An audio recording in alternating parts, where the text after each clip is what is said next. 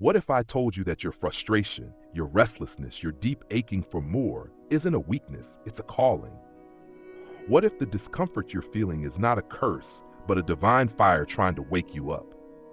See, the enemy of your purpose isn't failure, it's comfort. Comfort that convinces you to settle. Comfort that tells you you're doing okay when deep down, you were never born to be okay. You were born chosen. There's a reason you feel pulled towards something greater, even when you can't name it.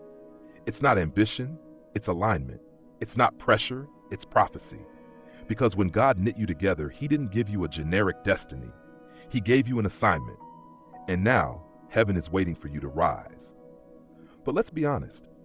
Rising doesn't feel glorious at first.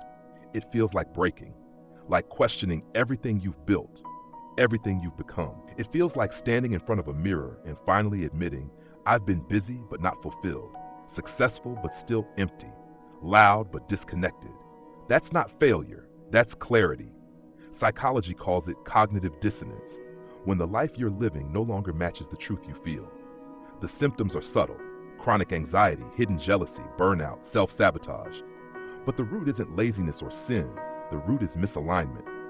You're running in a direction God never sent you. And here's the danger. When we don't listen to divine intuition, we become slaves to comparison. We start copying what looks blessed, what feels safe, what earns applause, and we silence the still, sacred voice inside that says, this is not your path. Purpose doesn't shout. It whispers, it stirs. It wakes you up at 3 a.m. It won't leave you alone, not because you're broken, but because you've been chosen. Faith isn't just believing in God, it's trusting what He placed inside you, that small idea that won't go away, that quiet vision nobody clapped for, that hunger to serve in ways that don't fit your resume. That's not random, that's divine strategy. But activating that calling, it costs you. You'll have to trade applause for obedience, trade image for integrity, trade comfort for clarity. Because healing isn't just about your past wounds. It's about clearing the emotional static that's been drowning out God's voice. Some of us can't hear Him, not because He's far, but because our inner noise is loud. Shame, guilt, distraction, self-doubt. We pray, but we don't wait. We ask, but we don't listen. And without stillness, we confuse anxiety with urgency. And we end up doing a lot with very little fruit.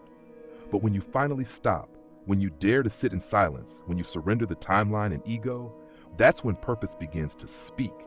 And when you hear it, truly hear it, it rearranges everything. Suddenly, you're not chasing success. You're walking in strategy. You're not begging for opportunities. You're building what heaven designed.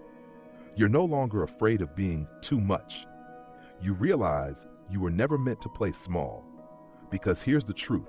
You don't have to be qualified to be called. You don't need a perfect past to have a powerful future. God doesn't anoint the flawless. He anoints the willing. And when you rise, fully rise, chains break, legacies begin, heaven moves. So the next time you doubt yourself, remember this. You were born for such a time as this. Not someday, not when you're ready, not when everything's figured out. Now. Rise, chosen one. Not because the world is watching, but because heaven is waiting.